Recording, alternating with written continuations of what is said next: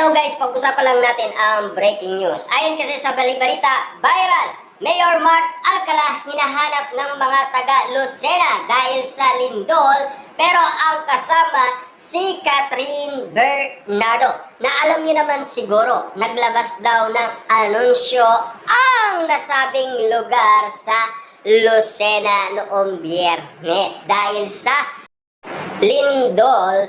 At siyempre, ayon pa sa karagdagan balita, pati ang account ni Mayor Mark Alcala sa social media ay nasuspende dahil nga naman kasi walang klase. Grabe nga naman kasi na tila dumadami na ang anas ni Mayor Mark Alcala at nagpapasalamat pa umano ang mga basher ni Mayor Mark Alcala at ang wika nga naman nila kasi salamat Mayor Mark Alcala sa pagiging mayor mo.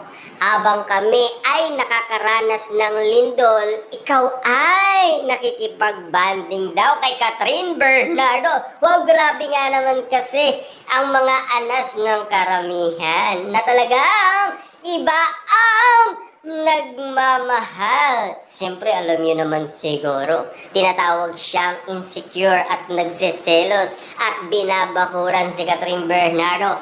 Pero ang hindi alam ni Mayor Mark Alcala, lumilindol na at wala nang pasok ang nasabing mga eskwelahan sa Lucena. Kaya nga naman kasi, hinahanap na ang isang mayor. Nasaan na nga ba si Mayor Mark Alcala? Bakit nasa Thailand siya? Samantalang may kaguluhan nangyayari sa Lucena. Bumabagyo na, umuulan na, at grabe na ang nararanasan ng mga tao ngayon sa baha. Na tila si Mayor Mark Alcala, iba ang kapiling niya. Imbes na daw kapiling niya ang mga kababayan niya na nasa Lucena. Pero ang kasama niya ay si Catherine Bernardo. Napaka-sweet niya naman kasi dahil pinag-uusapan. Pero may mga ugot pa rin ang mga anas ni Mayor Mark Alcala at Catherine Bernardo. Na alam niyo naman siguro, grabe na ang nangyayari. Pero ang balita pa, 2 weeks silang nakabakasyon sa nasabing Thailand. Na hanggang ngayon, hindi magawang kalimutan ni Catherine Bernardo ang nasabing lugar sa Thailand kung saan sila nag-anniversary ni Daniel Padilla. Bakit nga ba?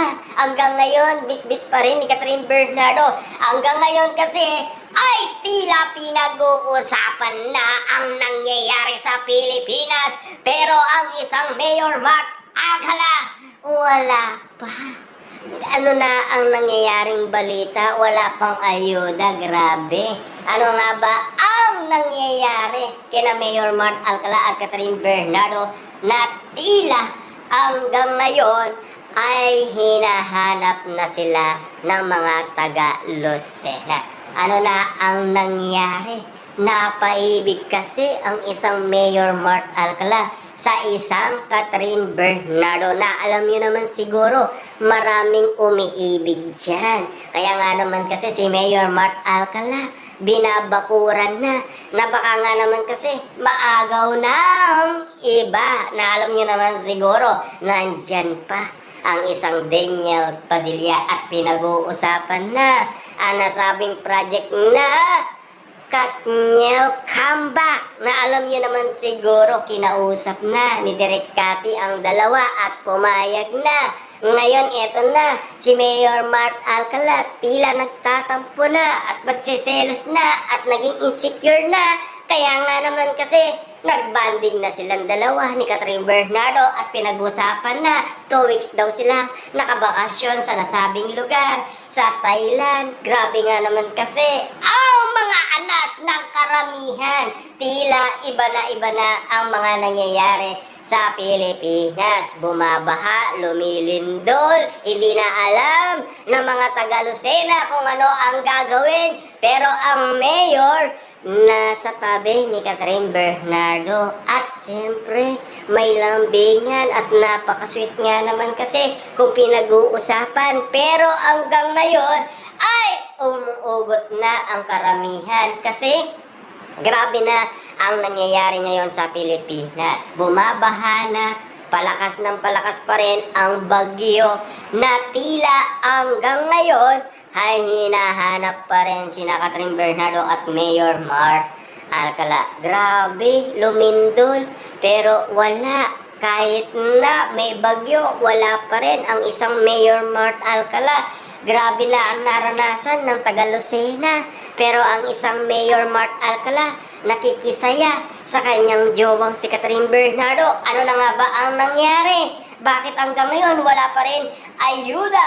Moment kina Catherine Bernardo at Mayor Mark Alcala, tila nawawalan na ng pag-asa ang iba't ibang mga netizens na uumay na. Na alam nyo naman siguro, dati ay kinikilig na sila, na ngayon ay galit na. Kasi parang tinakas daw ni Mayor Mark Alcala si Catherine Bernardo na alam nyo naman siguro, kaliwat kanan ang kanyang mga proyekto sa Pilipinas. Pero isinama ni Mayor Mark Alcala si Catherine Bernardo. Tila hanggang ngayon, wala pa rin nakakaalam kung nasaan na si Catherine Bernardo at Mayor Mark Alcala. Pinag-uusapan nga naman kasi na tila nag-post ang nasabing pinsan ni Mayor Mark Alcala kaya nalaman na sila ay magkasama sa Thailand. Yan kasi ang mga bulong-bulungan ng karamihan.